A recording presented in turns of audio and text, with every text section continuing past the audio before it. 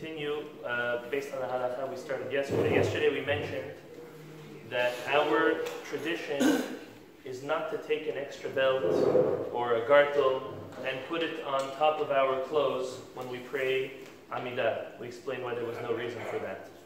Now, this morning the halacha is as follows. One is not allowed to pray with gloves on, or specifically to put gloves on before they pray. It's brought down that this is something of arrogance. It's of arrogance to put on gloves before one prays. There's a story in the Midrash of an individual who used to always put on, famous story, used to put on white silk gloves every time he would count the 11 ingredients of the ketoret.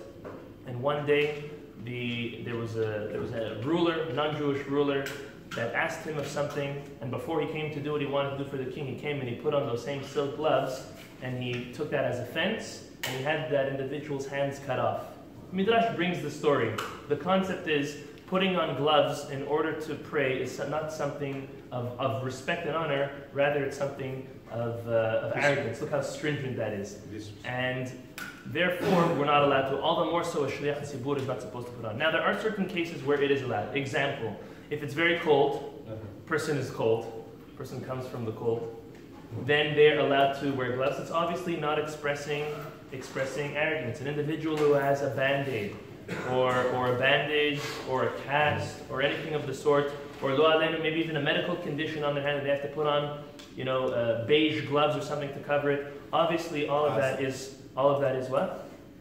Cast, as we said, all of that obviously is definitely permitted because it's not expressing arrogance at all. We're going to mention two more quick halachot, completely different topics. First is, as we know, we're not mentioning doing vidui, tachanun this whole week until starting Sunday.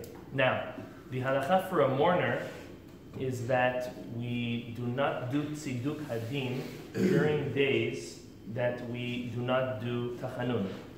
And therefore, even though we did by mistake, after the tefillah, we're just going to make a hashkava for these brother and not do tziduk hadin. Tziduk hadin is not done during days that do not have tachanun.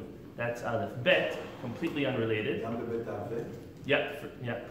Completely unrelated is the Lulav. I got a lot of questions. Rabbi, what do I do with my Lulav? What do I do with my etrog? What do I do with everything? So the halacha is as follows. The etrog one can do as they wish. They can eat it, turn it into jam, keep it as bisamim, dispose of it. None of that is an issue. Hadassim and aravot, similarly. The reason why is because these three, they're going to wilt and go bad very quickly, so there's no point of keeping them. However, for the lulav, it's brought down that since we did a mitzvah with it, we'll do another mitzvah with it.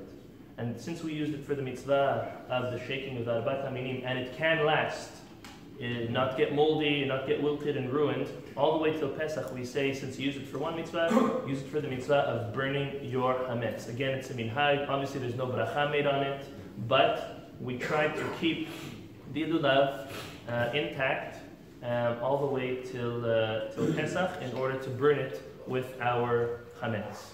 So just to know. Tonight, Mincha Arvit's going to be at 6:30.